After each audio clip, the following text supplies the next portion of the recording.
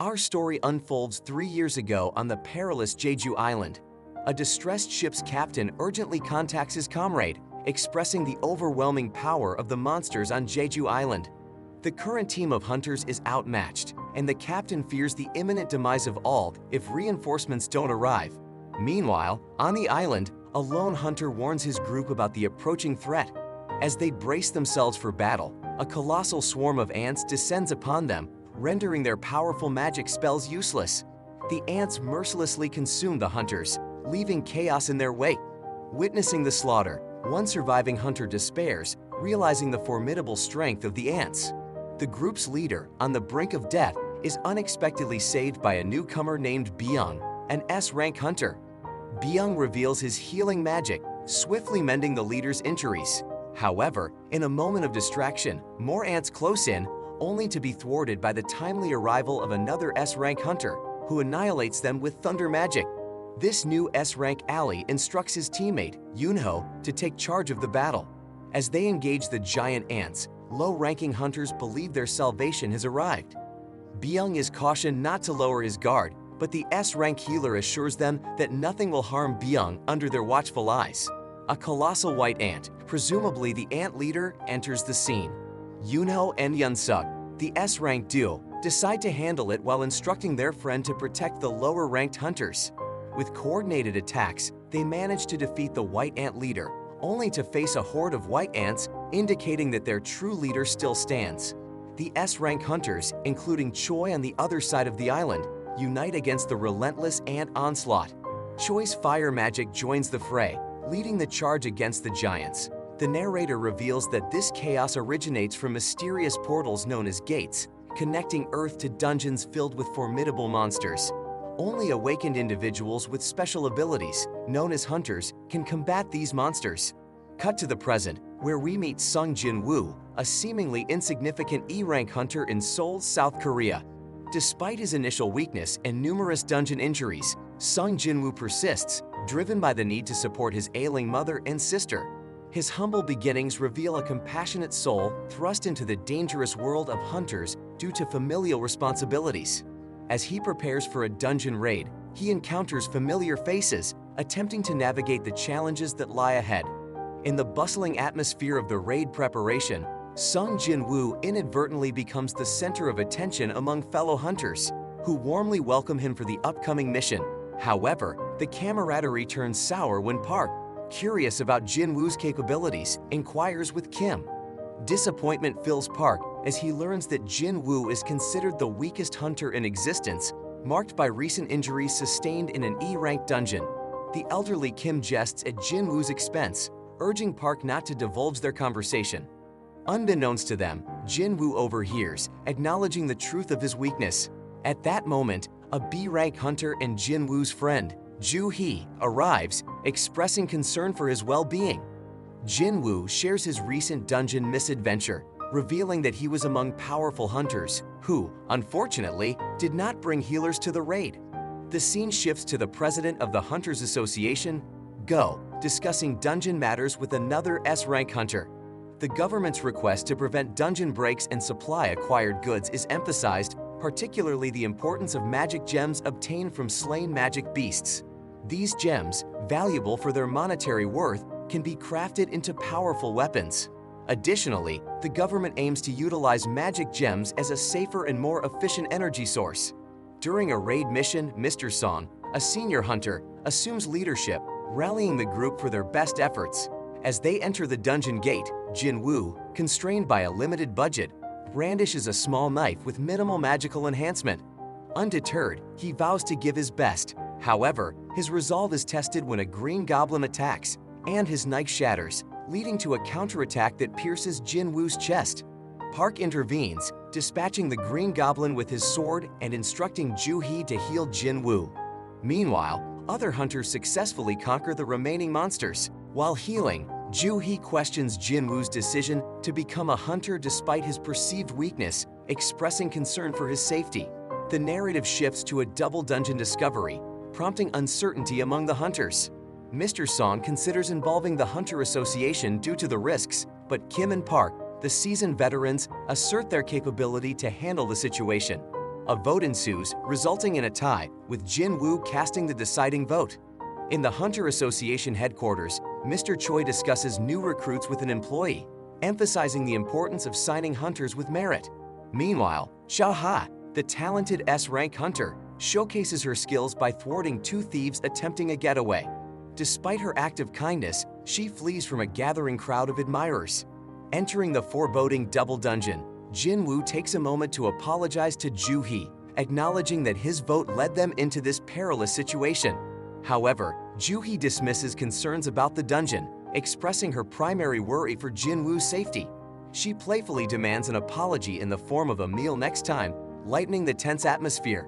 Approaching the dungeon's entrance, some hunters sense unease, contemplating a retreat.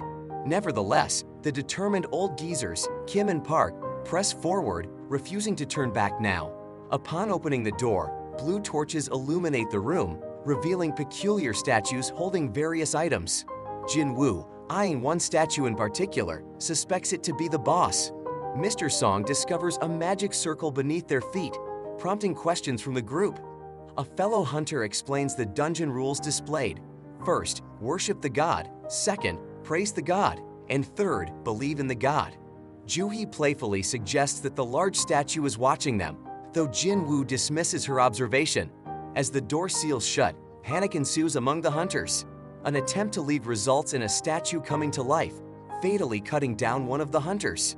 In shock, Jin Woo contemplates the strength of the slain D-rank hunter and realizes they are dealing with a far more formidable dungeon than anticipated. The colossal statue fixates its gaze on Jin Woo before unleashing a lethal laser beam, devastating the group. Mr. Song instructs survivors not to move, as any motion will trigger the statue's attacks. Following Jin Woo's quick thinking, most hunters evade the onslaught. Jin Woo aids Mr. Song, who has lost an arm, by tying it with an armband. As the severity of their situation becomes apparent, Mr. Song confides in Jin Woo, revealing that the dungeon might not be A rank, but rather S rank. A bold move by another hunter, claiming affiliation with a high-level association, ends in his fiery demise. Jin Woo theorizes that the statue possesses the power to instantly kill, but refrains from finishing them off. Reflecting on the commandment tablet, Jin Woo questions Mr. Song, uncovering the dungeon's unique rules. Realizing that compliance with these rules might secure their survival, Jin Woo takes the lead, kneeling before the statue. Miraculously, the statue refrains from attacking as others follow suit. Park, believing they are safe, urges everyone to run. However, Jin Woo senses something amiss. Just as they prepare to flee, the statue rises from its seat, heading menacingly toward them. Mr. Song queries Jin Woo's plan, and he reveals that the second commandment is to praise the god. A confident hunter begins praising the statues, but Jin Woo discerns the error. The statues' maniacal smiles return as they crush the misguided worshiper underfoot. In a desperate attempt to survive, everyone rushes to the other side of the room. Park, seeking refuge below a statue, is tragically sliced in half. Jin Woo contemplates how to praise these entities, realizing that they are not gods but rather demons. Surveying the statues, he notices some holding musical instruments and suggests that safety lies beneath them. The hunters, including Mr. Song, follow Jin Woo's lead, standing below statues with musical instruments. However, Jin Woo, guided by his compassionate nature, hesitates and leaves Ju Hee to run towards a different statue. The colossal statue pursues Jin Woo, nearly crushing him, but he manages to find shelter below another statue. Unfortunately, one hunter reveals that the statue above him holds a shield, not an instrument. Before he can react, the statue attacks, injuring Jin Woo. Determined to survive, he crawls toward a musical instrument, narrowly avoiding the imminent threat.